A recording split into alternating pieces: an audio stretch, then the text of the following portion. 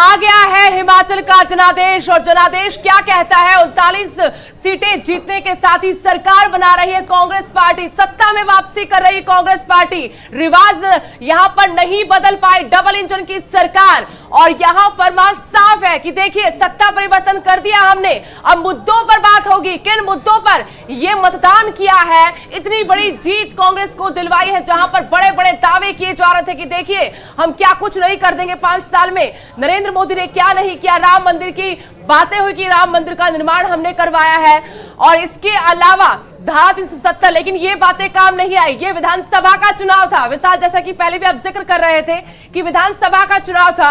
आप स्थानीय मुद्दों की बात करें, आप मुख्यमंत्री जयराम ठाकुर से रिपोर्ट कार्ड लें। बिल्कुल, ये बिल्कुल साबित कर दिया उसने इस बार के जो भी हो इस बार चुनाव में जो मुद्दे हैं विधानसभा में, वो मुद्दे हावी रहेंगे स्थानीय, और स्थानीय मुद्दे हावी रहे। स्थानीय मुद्दों में जैसा बार बार अभी जास्मिन ने भी कहा, उससे पहले तमाम हम लोग ये बातें कहते रहे कि ओपीएस एक बड़ा मुद्दा रहा, और ओपीएस ने कहीं ना कहीं कांग्रेस को एक मजबूती दी।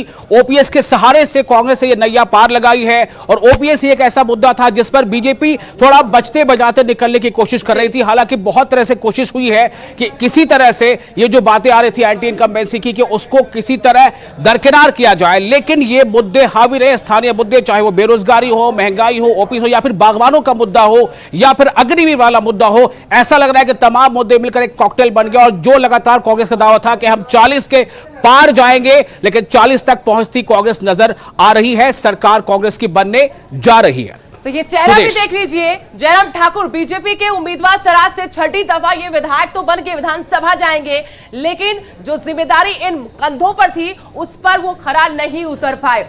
आपको ये बता दें कि ये पीछे रखा गया इस बार के चुनाव में विशाल इनके चेहरे को। सबसे आगे जो चेहरा था प्रधानमंत्री नरेंद्र मोदी का था, कैंपेन की कमान भी वही संभाल रहे थे, या फिर जेपी नड्डा या अनुराग ठाकुर। अब बीजेपी मंथन जरूर करेगी, सोचेगी, मंथन करेगी कि जो विश्लेषण हम पहले कर पा रहे थे कि चेहरा बदल दे मुख्यमंत्री का, लेकिन तब बीजेपी को यह डर सता रहा था कि कहीं इसका गलत संदेश ना चला जाए चुनावों से ठीक पहले। अनुराग ठाकुर के चर्चे होते, अटकलें लगाई जा रही थी कि जयराम ठाकुर की जगह हम कोविड के बाद चेहरा बदल देते, अनुराग ठाकुर को ले आते हैं, धूमल परिवार को ले आते हैं, लेकिन वो नहीं हुआ। तो अब जो हुआ वो ये हुआ है कि 24 सीटों पर फिलहाल सिमटती हुई नजर आ रही है सत्ताधारी पार्टी बीजेपी। सरकार बना रही है कांग्रेस, और 40 के आंकड़े को छूने से मात्र एक सीट, एक विधानसभा सीट पीछे है कांग्रेस। बिल्कुल, लेकिन एक बात जरूर है सुदेश कि जिस तरह से बीजेपी ने प्रचार किया और प्रधानमंत्री के चेहरे को आगे रखकर प्रचार किया, और तमाम बड़े नेता, तमाम मंत्री, चाहे वो अमित शाह जी हो, राजनाथ सिंह जी हो, या फिर और भी दूसरे स्मृति ईरानी हो या अनुराग ठाकुर हो, सबने पूरी कोशिश की। और इस चुनाव को वाकई पल भर के लिए मतलब ऐसा लगा था कि बहुत कांटे का मुकाबला है, और इस कांटे का मुकाबले में कहीं ऐसा हो जाए तो इसमें कोई सवाल खड़े नहीं हो पा रहे थे, क्योंकि जो बीजेपी का नारा था कि मिशन रिपीट, तो ऐसा लग रहा था कि बीजेपी कहीं ना कहीं अपने मिशन में कामयाब होने जा रही है। ये तस्वीरें देखिए जरा, द्रंग कौल सिंह ठाकुर सीएम पद की रेस में थे कौल सिंह ठाकुर कांग्रेस की तरफ से, लेकिन अपनी सीट नहीं बचा पाए। भले मार्जिन कहेगी बहुत कम है, लेकिन पूर्णचंद ठाकुर इनको टिकट दिया। सीटिंग एमएलए थे बीजेपी के जवाहर ठाकुर, उनका टिकट काटा तो पूर्णचंद ठाकुर को टिकट दिया। यहां पर कार्यकर्ताओं में, कार्यकारिणी के अंदर बहुत नाराजगी थी, लेकिन पूर्णचंद ठाकुर चेले ने अपने गुरु को पटकनी दी है। जो सियासत सीखी है कौल सिंह ठाकुर से सीखी, लेकिन कौल सिंह ठाकुर को भी अनुमान नहीं था, अंदाजा नहीं था कि कभी भविष्य में आकर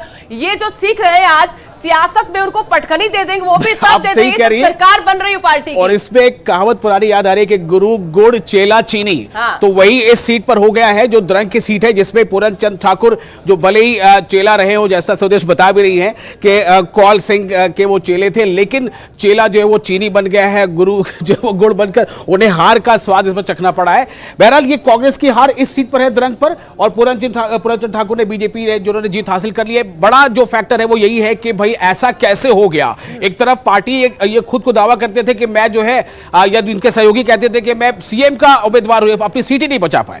लेकिन ये सीट भी बहुत दिलचस्प मंडी सीट है। सुखराम परिवार राज करता रहा है इस सीट पर। अनिल शर्मा जीते हैं, लेकिन यह भी स्वीकार करते नजर आए कि बहुत कड़ा मुकाबला इस बार सीट पर था। चंपा ठाकुर का चेहरा आपको जरूर नजर आ रहा होगा, लेकिन यहां पर मुकाबला इनका चंपा ठाकुर के साथ नहीं था। कौन सिंह ठाकुर की बेटी है, लेकिन यहां पर इस परिवार का इतना रुतबा नहीं था। रुतबा था तो सुखराम परिवार का।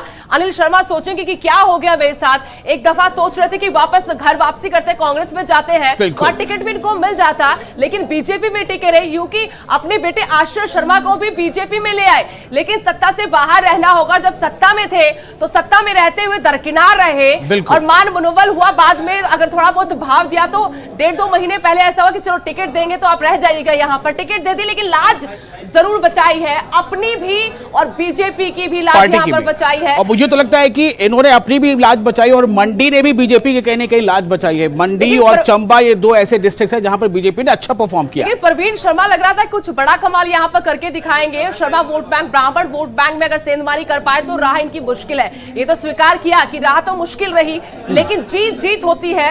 इससे पहले विशाल मेरे सहयोगी बता दे कि देखिए, जीत तो जीत होती है भाई। अगर आप एक वोट से भी जीत गए तो वो जीत मानी जाएगी। मार्जिन दरकिनार हो जाता है। सत्ता में वापसी हुई है कांग्रेस की। जी बिल्कुल, तो ये जो तस्वीर है वो आपके सामने है। आप देखिए किस तरह से जो 68 सीटों का ये जो एक महा मुकाबला था, इस 68 सीटों पर 35 सीटों की जीत जिस पार्टी को हो सकती थी उसकी सरकार बन जाती है।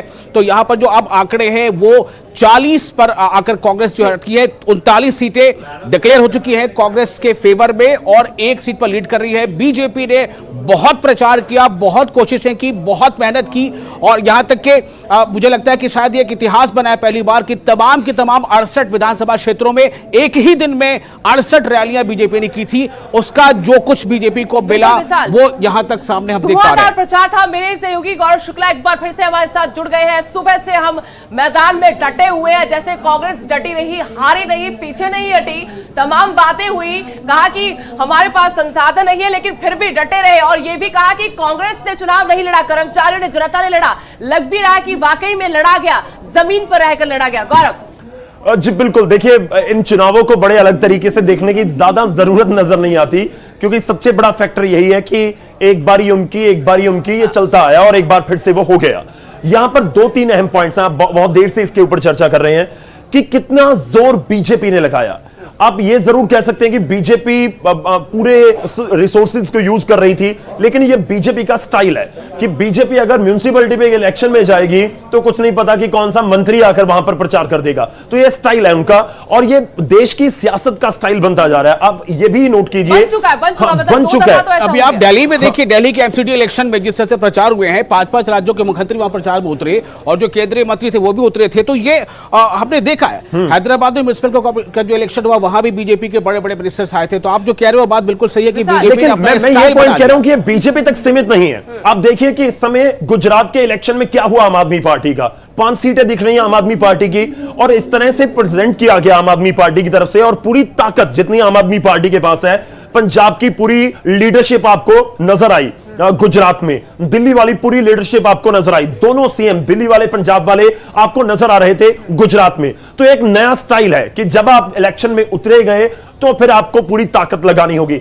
देखिए दूसरी चीज यह है कि कांग्रेस बेशक यहां पर जीत चुकी है, लेकिन कांग्रेस के लिए एक चीज यह भी ध्यान रखना होगा कि सारी स्टेट्स हिमाचल जैसी नहीं होती कि जहां पर कुछ काम किए बिना या फिर कम किए बिना भी आपको जीत मिल जाती है। गुजरात उसकी एक उदाहरण है। गुजरात इसकी एक उदाहरण है कि वहां पर आप हश्र देखिए किस तरह से कांग्रेस का हो गया और 150+ सीटें अगर बीजेपी की हो गई और 27 साल बाद करीब और 2.5 दशक बाद भी अगर बीजेपी इस पोजीशन में है तो कांग्रेस को वो तो सोचना होगा। जबकि ये कहा जा रहा था कि गुजरात में भी एंटी इनकम्बेंसी फैक्टर कहीं ना कहीं है, लेकिन उसके बावजूद जो आप बता रहे हैं जो स्टाइल है बीजेपी का, उससे वहां पर एक बड़ी जीत हासिल करके दिखाया है। मुझे लगता है कि जो पिछला एक रिकॉर्ड था कांग्रेस का 130 से ज्यादा सीटें जीतने का, वो रिकॉर्ड भी इसमें टूट जाएगा। टूट चुका है, 150+ हो चुकी है उनकी सीटें।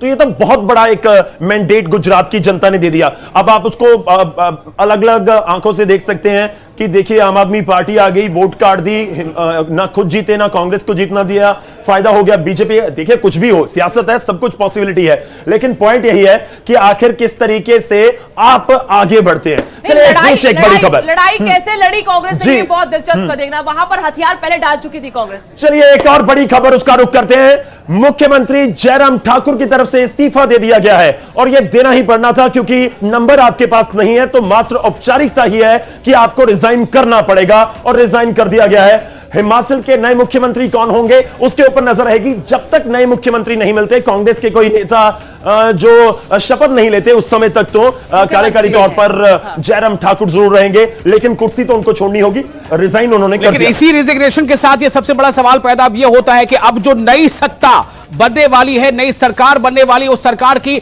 अगुवाई कौन करेगा? ये सवाल हम अपने दोनों साथियों से पूछेंगे कि अब क्या लगता है, पॉसिबिलिटी किसकी ज्यादा है? क्या वो सुखविंदर सिंह सुक्खू होंगे, क्या मुकेश अग्निहोत्री होंगे, या क्या प्रतिभा सिंह के खाते ये सम्मान जाएगा कि वो जो है सीएम बने? ये एक बड़ा सवाल है सुदेश। बिल्कुल विशाल, और अभी हम बॉडी लैंग्वेज पर भी बात करेंगे। बॉडी लैंग्वेज किसकी क्या कह रही है? जो सीएम की रेस में मुकेश अग्निहोत्री हरोली से जीत का पंच लगाया है, उन्होंने कहा कि एक लाइन में, एक कतार में खड़े हो जाएंगे सभी विधायक, और हाईकमांड ने जो कहा उसको स्वीकार करेंगे।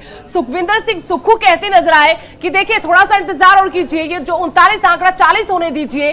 तो हां भाव बहुत कुछ कह रहे हैं, और सुक्खू तेज तर्रार नेता है। वीरभद्र सिंह जैसे कद के नेता से कभी वो डरे नहीं, दबे नहीं, उनके सामने मंच पर धज्जियां उड़ा देते थे अपनी सरकार की, अपनी पार्टी, खुद मुख्यमंत्री की। तो अब देखना होगा कि सुखविंदर सिंह सुक्खू बाजी मार जाते हैं या फिर हॉली लॉन्च पर सभी की नजरें। सवाल कई हैं, अब सवालों के जवाब का समय आया है कि सरकार अगर बदल रही है तो कौन होगा सीएम? इस सवाल का जवाब ढूंढने की कोशिश करेंगे। फिलहाल एक छोटा सा ब्रेक लेते हैं, जल्द हाजिर होंगे।